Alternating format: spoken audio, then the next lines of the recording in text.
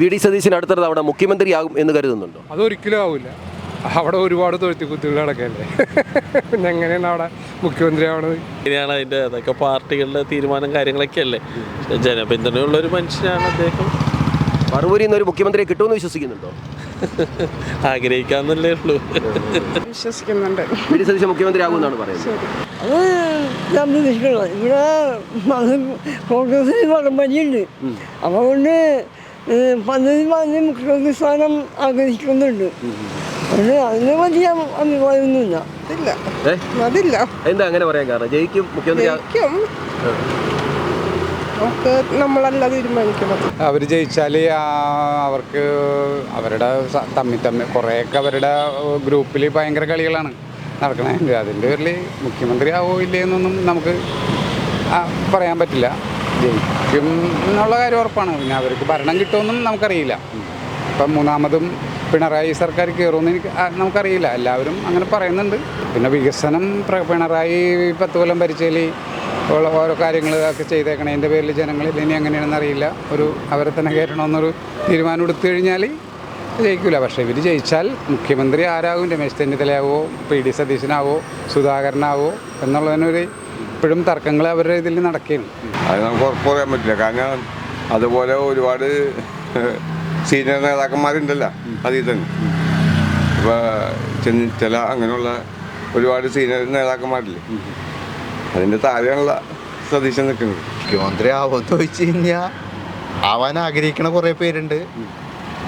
പിന്നെ മറിച്ച് എന്ന് വെച്ച് കഴിഞ്ഞാൽ അവർക്ക് അതിൻ്റേതായ ഒരു ഇതിനകത്ത് തുടർഭരണം അവർ ആഗ്രഹിക്കുന്നുണ്ട്. രണ്ടുപേരും അങ്ങോട്ടും ഇങ്ങോട്ടും സമത്വത്തിൽ നിൽക്കുക. നമുക്ക് അതിന് പ്രത്യേകിച്ച് ഒരഭിപ്രായം വരും. ജനങ്ങളാണല്ലോ തിരഞ്ഞെടുക്കുന്നത്. ഞാനൊരാൾ പറഞ്ഞെന്ന് പറഞ്ഞിട്ട് അങ്ങനെ കാര്യങ്ങളൊന്നും നടക്കില്ല. അപ്പം അത് തുടർഭരണം ഉണ്ടാവട്ടെ. അല്ലെന്നുണ്ടെങ്കിൽ വി ഡി സതീശനാണെങ്കിൽ പിന്നെ പുള്ളിക്ക് അതിൻ്റേതായ ഒരു വികസന കാര്യങ്ങളും കേരളത്തിലെ തനിച്ചായൊക്കെ മാറ്റാൻ പറ്റുമെന്ന് വിചാരിക്കണം. പല ആൾക്കാരും ഉണ്ട്. പല കാര്യങ്ങൾക്കും ഓരോരുത്തരും ഇങ്ങനെ ഇതായിട്ട് നിൽക്കുകയാണ്.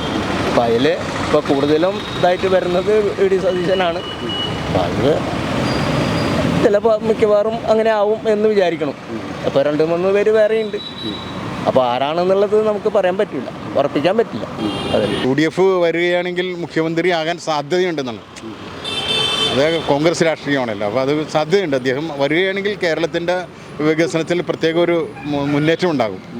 75% UDF വരികയാണെങ്കിൽ അയാൾക്കായിരിക്കണം മുഖ്യമന്ത്രി സ്ഥാനം.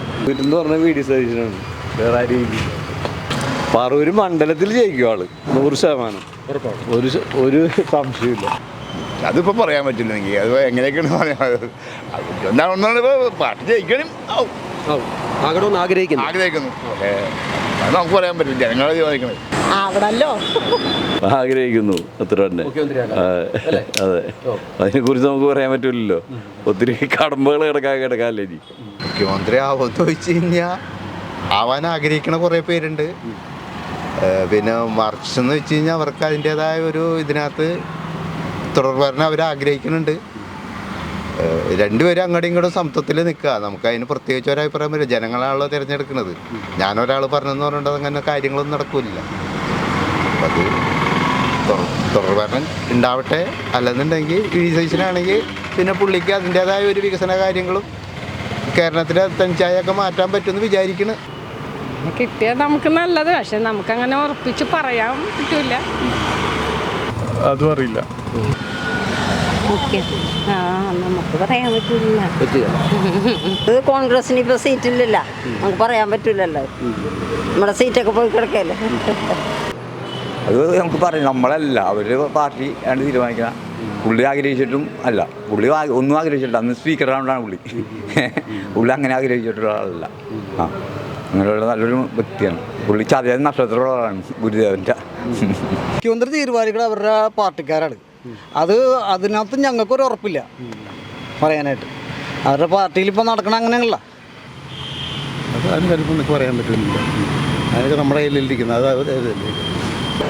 ജയിച്ച് മുഖ്യമന്ത്രി ആകട്ടെ എന്നും ആശംസിക്കും.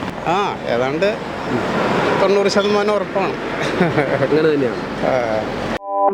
കൂടുതൽ വാർത്തകളും വിശേഷങ്ങളും നിങ്ങൾക്ക് ലഭിക്കാൻ കേരളീയം ന്യൂസ് സബ്സ്ക്രൈബ് ചെയ്യുക. കൂടെ ബെൽ ബട്ടണും അമർത്തുക.